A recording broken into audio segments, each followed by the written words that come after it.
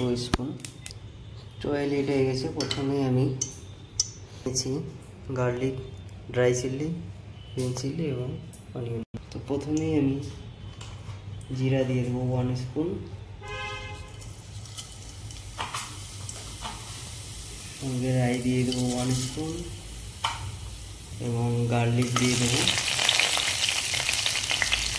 সঙ্গে dry chilli দিয়ে দেবো এবং গ্রিন চিলি, অনিয়ন কিছুটা।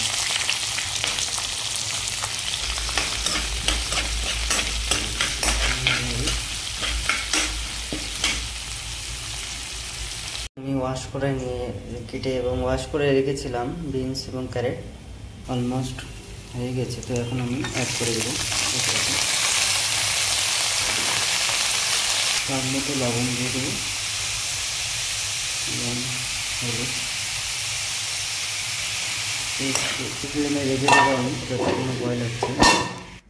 এই পর্যায়ে আমি ধনে পাউডার এবং সঙ্গে চিলি পাউডার এবং গরম মশলা দিয়ে কিছু শর্টেজ করে নামিয়ে নিই। এইভাবে আমরা হোটেল স্টাইলের বাড়িতেই ক্যারেট এবং বিনস ফ্রাই করতে পারি। ইউটিউব ভালো লাগলে অবশ্যই লাইক, কমেন্ট, শেয়ার করবেন।